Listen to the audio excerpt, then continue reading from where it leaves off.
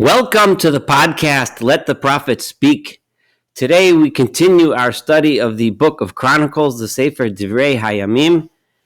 We are currently in Chronicles 1, that is Divrei Hayamim Aleph, Perek Zayin, that is chapter 7. We are still in the portion of the book of Chronicles, which is mostly not the most exciting part of the book. However, I have been pointing out in the first 6 chapters how this is a genealogy with a purpose. That we do have a kind of a lessons to be learned, and this is being written for a reason.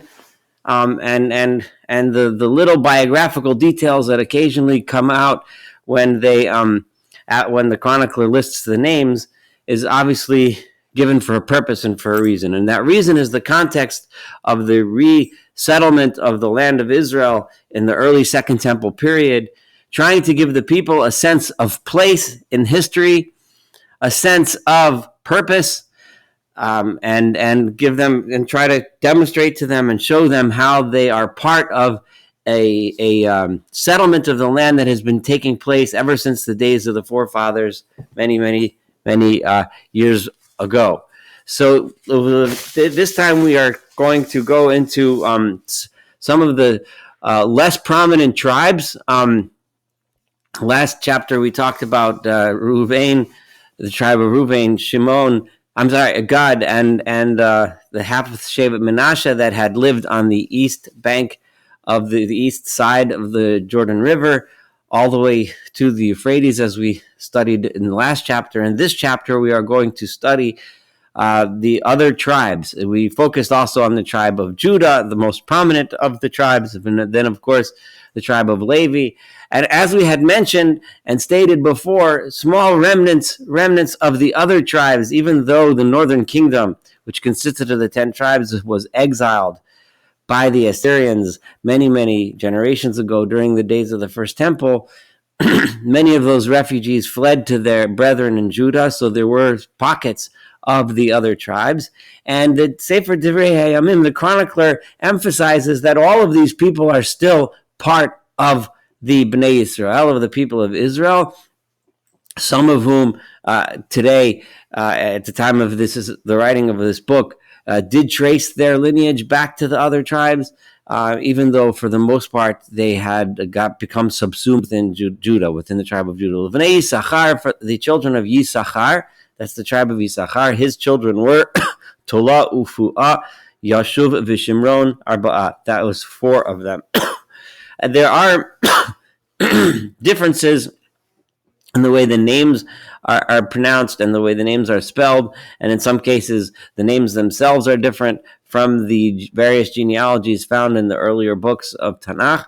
I'm not going to focus that much on those differences, but just point them out. Of course, some commentaries kind of focus on those things. I'm trying to focus more on the general message of this chapter. Uvnei Tola, the children of Tola, was Uzi, Urufaya, Viriel, V'Yachmai, V'Yivsam, Ushmuel, Rashim Levei Savosam. These were all the heads of the families, Litola, of Tola's families.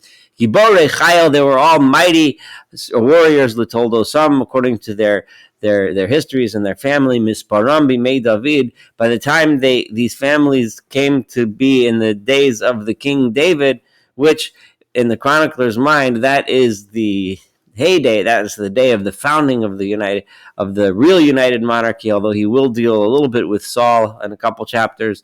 But during the days of David, Esrim Mushnayim Elef V'Sheish Meos, there were 22,600 of them. Now, why over here does he point this out? Because even though he's listing Issachar almost as an afterthought, it seems like he wants to emphasize, even though they might not be one of the major tribes today, and I might be kind of mentioning them sort of as an aside after focusing much more on the larger tribes, I want you to know that they are also powerful in their own right. And also, because they were mighty warriors, obviously took part in the conquering and settlement of the land, which is the real focus of this chapter. Uvnei Uzi, the children of Uzi, was Yizrachia, I'm not going to translate every name here just for the sake of time. Uvnei Yizrachia, Michael, V'Ovadia, V'Yoel, Yishia, Chamisha, Rashim, Kulam. Those were 5 heads of families, descendant of Uzi. V'Aleim L'Toldo Sam Levei Savosam, and their families. Gidudei Tzava, they also were soldiers and warriors that would go out milchama to war. Shloshim v'shisha elef, 36,000. Ki hirbu nashim uvanim, because they had many wives and children.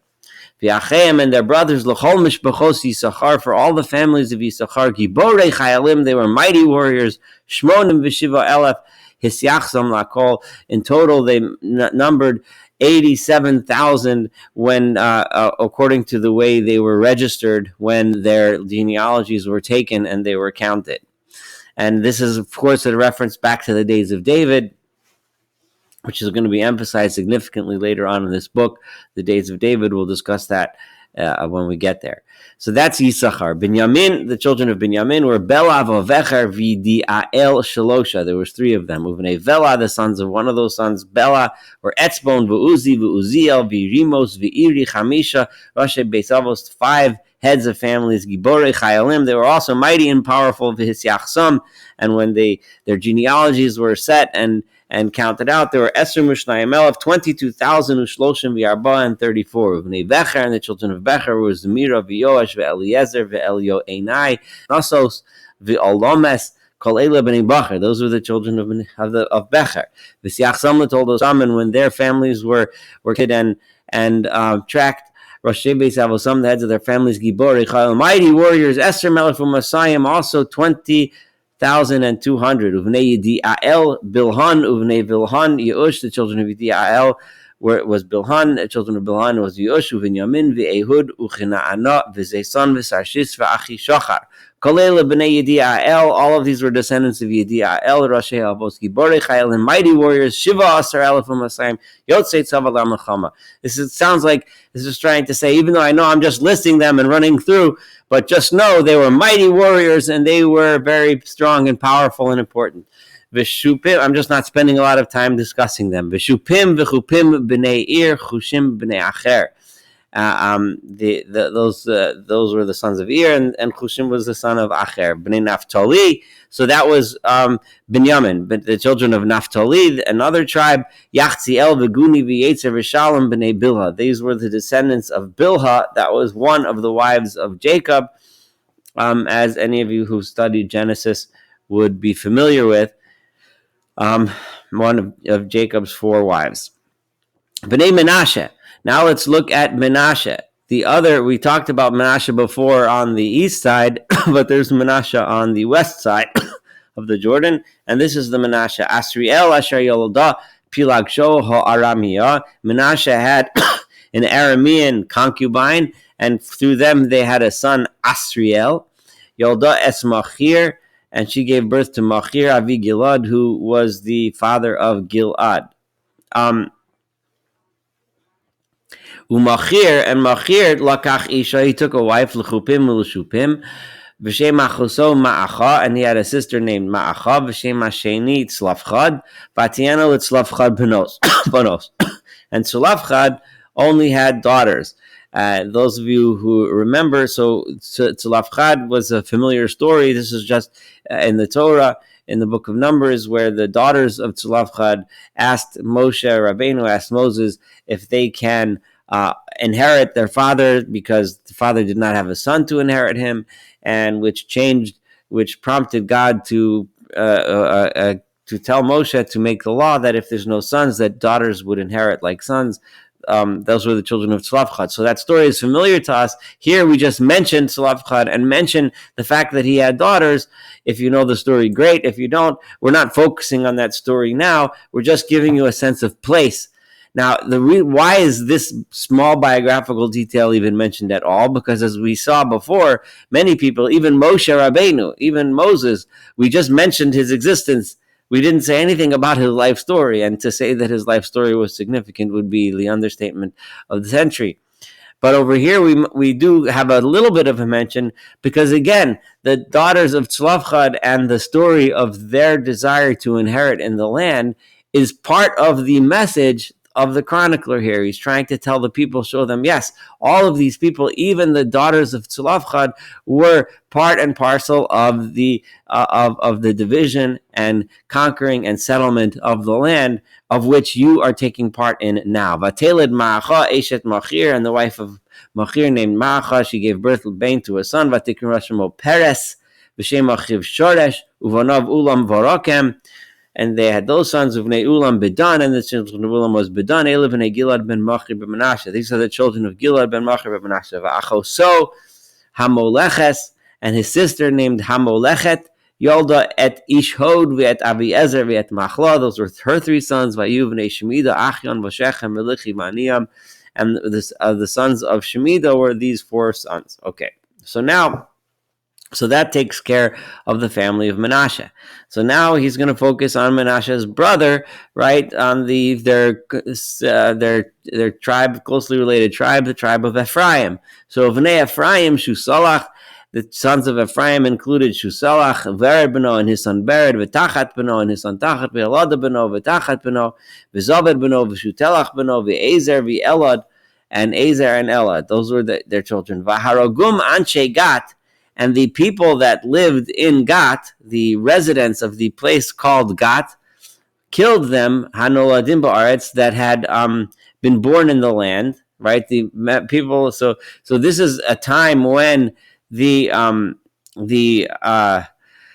is going back. This is not a story that we find anywhere else in Tanakh. So this is fascinating for various reasons, and I'm going to describe them. First of all, this is a time when Yaakov Avinu, Jacob, seems to have been still alive, and Ephraim, the forefather of the tribe of Ephraim, Jacob, the son of Yaakov, was living in the land. So this seems to precede or the Galut Mitzrayim, the exile to Egypt, or occurred during the time of the exile to Egypt. So the placement of the story seems to be not everyone went down to Egypt, and there were descendants of Ephraim at least, and many possibly other tribes that remained in the land. So the Anshe Gat and Oladim Ba'aretz, the people of Gat who lived in the land, there was a conflict between them and the sons of Yaakov who were settling in the land, and the Ki Yardu Lokachet et Miknehem, the sons of Ephraim went to get their cattle that had been grazing in the land, and the people of Gat were upset about it, so they killed them, the sons of Ephraim, the descendants of Ephraim. So Vayit Abel Ephraim Avihem, so Ephraim, their father, mourned over them, Yomim Rabim, for many days. Vayavo Echav L'Nachmo, and his brothers came to comfort him. So again, exactly when this happened, this would have had to have been either just prior to or during the Galut Mitzrayim, during the exile to Egypt. Vayavo El Ishto, and he lived with his wife Atar Vatelid Bain, and she gave birth to a son by Yikra Eshemo Biri'ah Ki Vira'ah Chaisa Beveso, and he named him Biri'ah. Ria, that's Reish Aleph, which is the word Ra, which is it could be translated as bad or evil. In this context, it is trouble, because he was born at a time when there was trouble in his home because they're having conflict with the locals. Ovito She'era, and his daughter She'era, Vativan et Beit Charona Tachton Viet Ha'elyon Viet Uzen She'era, and she built. His daughter was a prominent woman, and she built these communities and listed out the names of those communities that I just read.